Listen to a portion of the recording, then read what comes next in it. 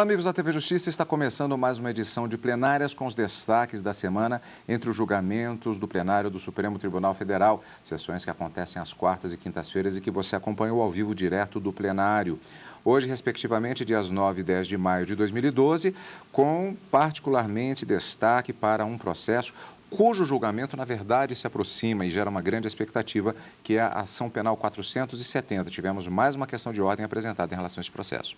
Mais uma questão de ordem trazida pelo ministro Joaquim Barbosa, relator da ação penal, propondo uma forma diferente e ágil, uma forma de agilizar o julgamento dessa ação penal, que conta com aproximadamente 38 réus. Na verdade, esse foi um dos destaques dos julgamentos da quarta-feira e também outros temas de grande repercussão, como o sistema de cotas em universidade pública, no caso a Universidade Federal do Rio Grande do Sul, voltou a ser discutida no plenário do Supremo Tribunal Federal, e também a declaração da inconstitucionalidade de parte de um artigo da Lei de Drogas de 2006. Talvez o telespectador até já se pergunte, mas como assim o julgamento da ação penal 470 vai ocorrer e aconteceu alguma coisa, um julgamento já, uma decisão dos ministros na sessão plenária desta quarta-feira?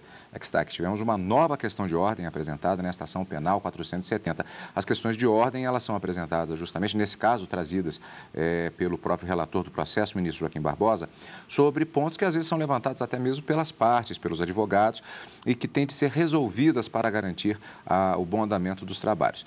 Neste caso especificamente, foi um ponto levantado, melhor, dois pontos levantados pelo ministro relator Joaquim Barbosa, já procurando agilizar os trabalhos. Por quê? A ação penal apura a responsabilidade de 38 réus no suposto esquema de compra e apoio político durante o governo do ex-presidente Luiz Inácio Lula da Silva. Inicialmente, eles eram 40, mas atualmente são 38 réus que têm a expectativa desse julgamento. E a expectativa é de que seja o maior julgamento da história da Suprema Corte Brasileira, sendo que aqui uma corrida contra o tempo para evitar que ocorra a prescrição do caso. Para agilizar os trabalhos, exatamente, o relator do processo, ministro Joaquim Barbosa, apresentou questão de ordem com propostas de agilização dos trabalhos, antes mesmo do julgamento propriamente dito começar. Na sessão da quarta, o tema foi colocado em duas fases. Na primeira proposta, o relator sugeriu que o relatório de 122 páginas, produzido pelo ministro relator, seria resumido a apenas 2 ou 3 páginas. Essa medida seria exatamente voltada para acelerar a realização do julgamento, cuja duração estimada pelo relator deve ser de pelo menos 3 semanas. Apenas para ilustrar, ressalto que somente a leitura integral do relatório pode levar uma sessão inteira. Da mesma forma, só as sustentações orais réus podem estender-se por até 38 horas, mais somadas às quais devemos somar as horas que serão conferidas ao eminente Procurador-Geral da República. Tendo em vista o artigo 132 do Regimento Interno do Supremo, segundo o qual, aspas, cada uma das partes falará pelo tempo máximo de 15 minutos, excetuada a ação penal originária, que é o caso, na qual o prazo será de 1 hora prorrogável pelo presidente. Assim, com o propósito de tornar mais célere o julgamento do feito, eu proponho que o relatório da ação penal seja lido da forma mais sucinta possível, ou talvez enunciado apenas, já que todos têm acesso ao seu conteúdo já há pelo menos 4 ou 5 meses. O ministro Marco Aurélio divergiu no sentido de que entendeu que não caberia a apresentação de questão de ordem, nesse caso, mas sobre o relatório sucinto, diz que vai aguardar até a apresentação desta versão à época do julgamento, desta versão do relatório, essa versão resumida à época do julgamento. O segundo ponto levantado pelo ministro Joaquim Barbosa foi sobre o tempo de sustentação oral para o Procurador-Geral da República. A nossa Lei 8.038 de 90 não é precisa a esse respeito, tampouco o regimento interno do Supremo Tribunal Federal.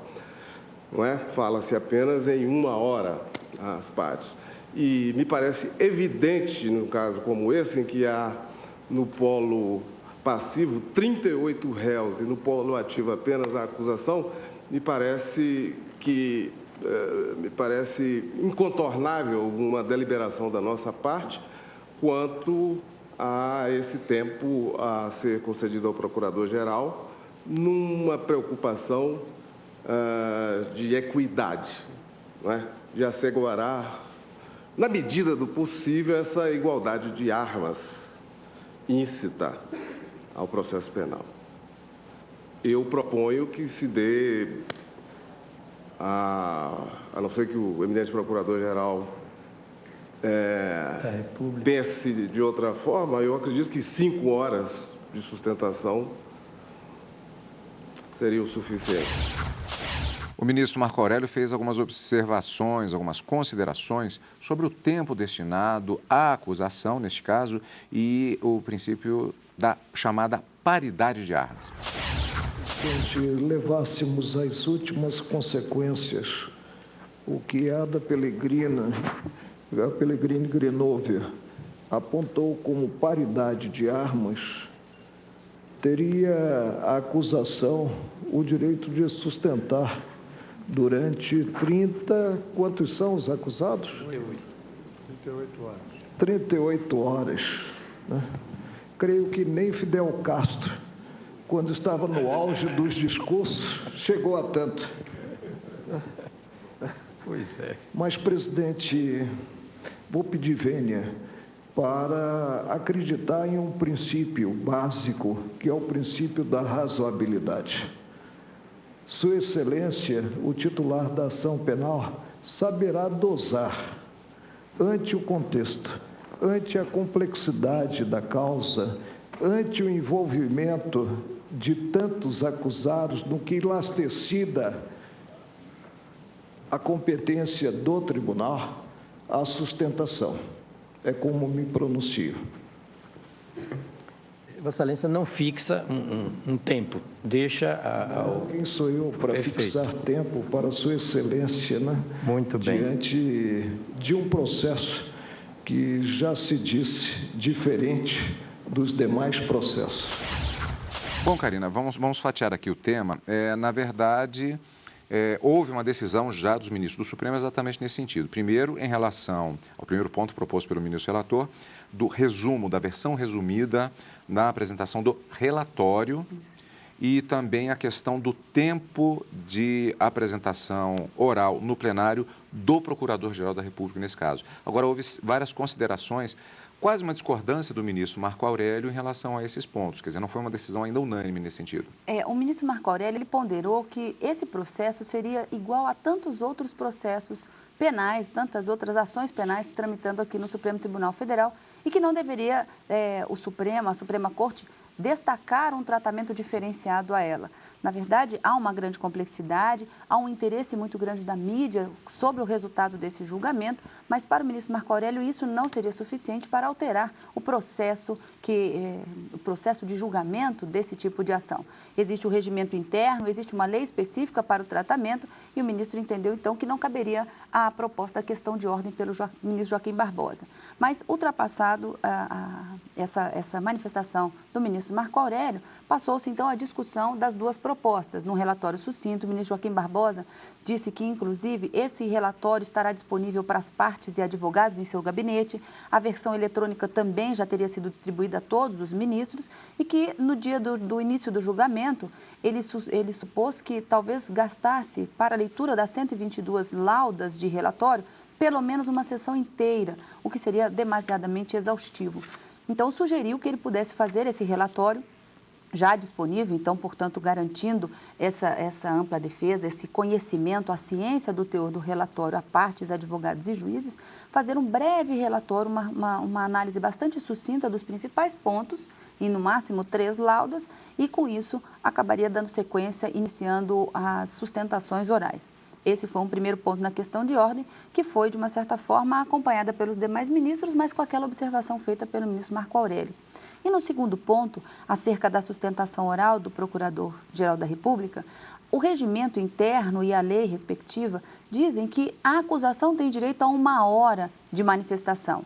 Mas o ministro relator entendeu que, por serem 38 réus, não haveria essa paridade de armas. Deveria ser dado um prazo um pouco mais dilatado ao Procurador-Geral da República, considerando esse número extenso de réus. E propôs, então, que fossem de 5 horas. O ministro Marco Aurélio também discordou, entendendo que se são 38 réus e vai alargar o tempo de sustentação, por que não dar 38 horas, então, pelo Procurador-Geral da República? Paridade por paridade. Surgindo até, né, a brincadeira que ele fez em relação aos discursos de Fidel Castro. De toda forma, por maioria, os ministros também acabaram concordando com a proposta na questão de ordem trazida pelo ministro Joaquim Barbosa, e até mesmo o Procurador-Geral da República se manifestou, foi concedida a palavra a ele para se manifestar. 5 horas seria não o suficiente, mas o tempo razoável para que o procurador pudesse apresentar a sua acusação e fazer a explanação antes mesmo do início das sustentações orais feitas pelas defesas. Tudo indica que será uma maratona, e maratona que você vai acompanhar aqui na TV Justiça. Destaque da sessão plenária da quarta-feira, vamos para mais um destaque também da semana, julgamento do recurso extraordinário 597.285, relator ministro Ricardo Lewandowski. Aqui a volta da questão das cotas ao plenário do Supremo. Um recurso extraordinário em que um estudante questionava os critérios adotados pela Universidade Federal do Rio Grande do Sul para a reserva de vagas. A universidade destina 30% das 160 vagas a candidatos egressos de escola pública e a negros que também tenham estudado em escolas públicas, sendo 15% para cada, além de 10 vagas para candidatos indígenas. O estudante informou que prestou vestibular para o concurso de administração em 2008, primeiro ano da aplicação do sistema de cotas, e foi classificado em 132º lugar. Segundo a defesa, se o vestibular tivesse ocorrido no ano anterior, ele teria garantido vaga, mas no novo modelo concorreu apenas a 112 vagas restantes. O relator entendeu que o sistema da Universidade Federal do Rio Grande do Sul é constitucional. Eu entendo que estes critérios estão em conformidade com aquilo que decidimos na DPF 186, não há nenhuma discrepância.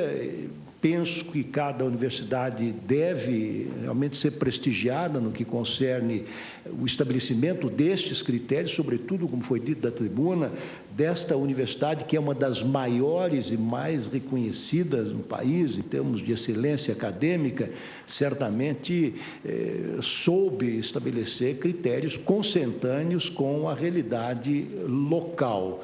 E de mais a mais, como disse, a meu ver, corretamente o ministro Gilmar Mendes, nós estamos passando por uma fase de um certo experimentalismo, em que cada universidade procura atender às metas e às diretrizes estabelecidas na Constituição, sobretudo naquilo que respeita ao atingimento de uma sociedade mais justa, mais fraterna e mais solidária.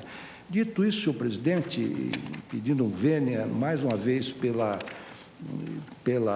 resumo que fiz, eu estou, então, conhecendo do recurso extraordinário, mas negando provimento ao mesmo. É como voto.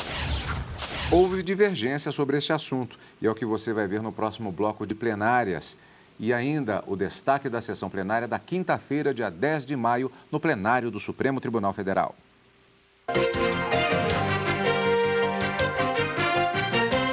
Estamos de volta com plenárias e os destaques da semana no plenário do Supremo Tribunal Federal. Ainda destaque da sessão plenária da quarta-feira, dia 9 de maio, recurso extraordinário 597.285, questionamento do sistema de cotas oferecido pela Universidade Federal do Rio Grande do Sul. Ministro relator Ricardo Lewandowski considerou o sistema de cotas constitucional, referente especificamente à Universidade Federal do Rio Grande do Sul. O único ministro a votar pelo provimento do recurso extraordinário, o ministro Marco Aurélio avaliou que não vê motivos para haver cotas de acesso à universidade para alunos oriundos de escola pública. Peço vênia, presidente, a maioria já formada para distinguir as situações enfrentadas. Uma coisa é ter-se a busca do tratamento igualitário, presente a raça, presente até mesmo o gênero, como ocorreu no campo eleitoral.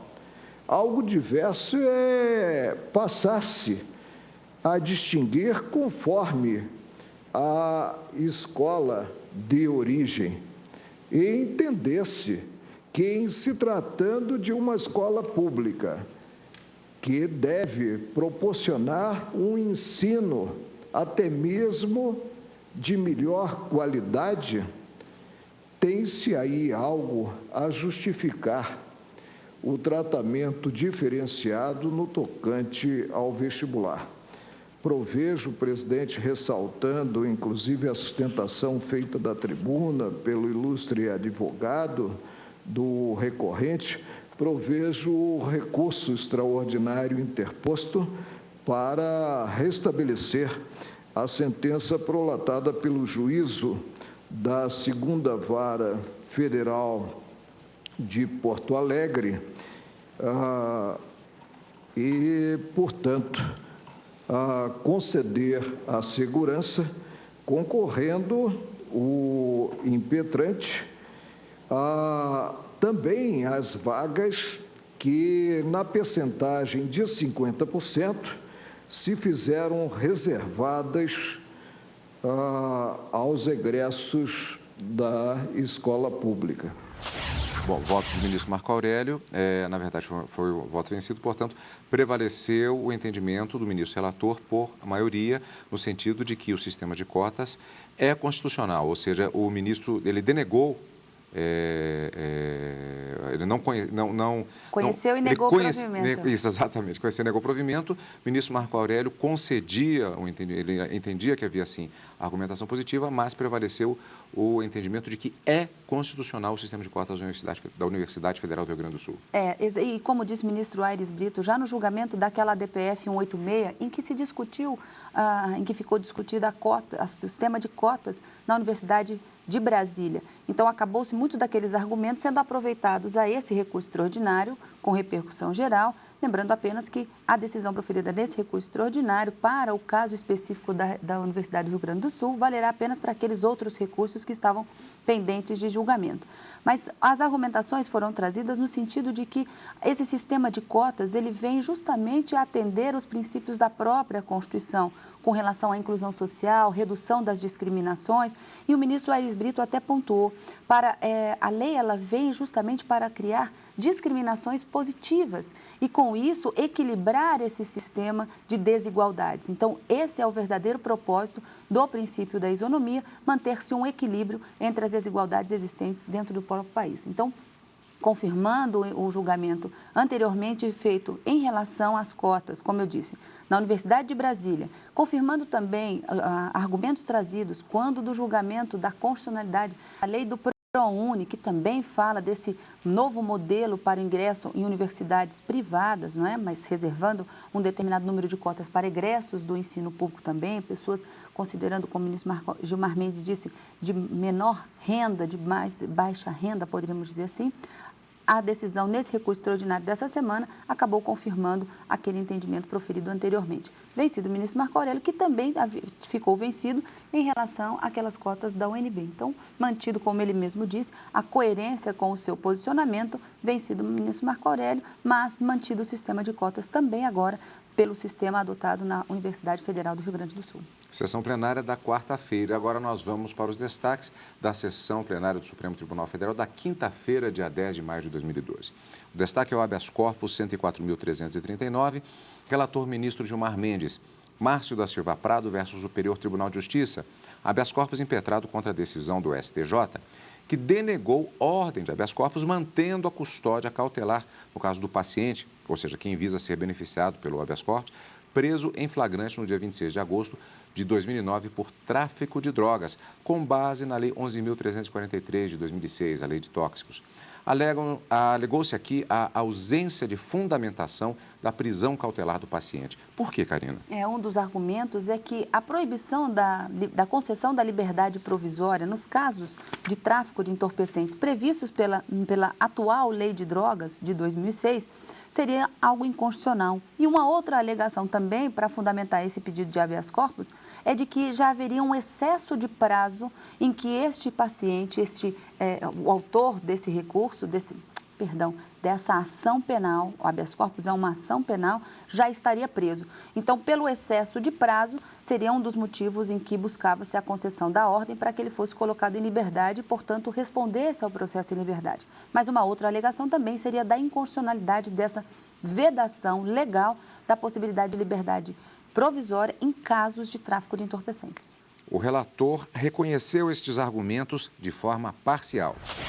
A segregação cautelar, mesmo nos crimes atendentes ao tráfico ilícito de entorpecentes, deve ser analisada tal qual as prisões decretadas nos casos dos demais delitos previstos no ordenamento jurídico, o que conduz à necessidade de serem apreciados os fundamentos da decisão que denegou a liberdade provisória ao hora paciente, no intuito de se verificar se estão presentes os requisitos do artigo 312 do Código de Processo Penal, que rege a matéria. E aí, então, eu dizia que, para que o decreto de custódia cautelar seja idôneo, é necessário que o ato judicial constritivo da liberdade especifique de modo fundamentado elementos concretos que justifiquem a medida. Entendo que, ao indeferir o pedido da liberdade provisória pleiteado pela defesa do hora paciente, o juiz de origem, na primeira versão, não havia indicado os elementos concretos e individualizados aptos a demonstrar a necessidade da prisão do paciente, atendo-se à indiscriminada vedação prevista no artigo 44 da Lei 11.343 de 2006. Quanto ao novo decreto e a condenação, não cabe analisá-los agora, sob pena de supressão de instância. E assim, presidente, no que concerne ao alegado excesso de prazo na formação da culpa, a tese encontra-se prejudicada, tendo em vista a notícia de que foi prolatada a sentença condenatória, na qual se determinou a continuidade da prisão cautelar. Mas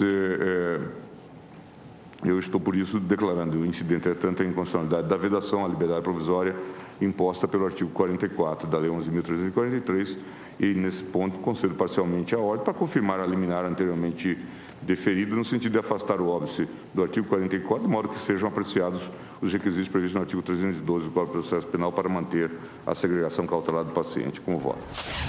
A divergência, neste caso, partiu do ministro Luiz Fux, que divergiu denegando a ordem inteiramente. Vamos rever. Eu, na realidade, pelo princípio da unidade da Constituição, entendo que foi uma opção do legislador constituinte dar um basta no tráfico de drogas através dessa estratégia de impedir, inclusive, a fiança e a liberdade provisória. Isso foi uma opção do legislador constitucional. Nós estamos declarando a Constituição inconstitucional. Esse é o grande paradoxo dessa conclusão.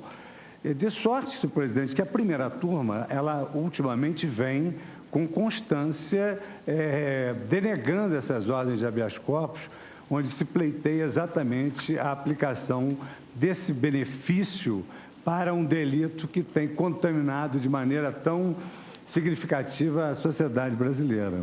Eu estou seguindo a jurisprudência da primeira turma, seguindo o parecer do eminente representante do Ministério Público e os diversos acordos da primeira turma, no sentido de denegar a ordem, porque entendo que não é aplicável a liberdade provisória ao delito de tráfico, exatamente porquanto a Lei 8.072 de 1990, no seu artigo 2º, inciso 2º, cumpriu um comando constitucional que é uma verdadeira regra improcedendo para o legislador. A lei considerará, ou seja, não deu margem de conformação para o legislador. A Constituição Federal estabeleceu quase que uma regra de como o legislador deveria agir nas hipóteses em que regulasse a liberdade provisória, fiança e etc. E estabeleceu que a lei não poderia conter essa disposição concedendo fiança. E a lei cumpriu fielmente a Constituição. Por essas razões, senhor presidente, eu peço, venham os que já se manifestaram no sentido contrário para denegar a ordem.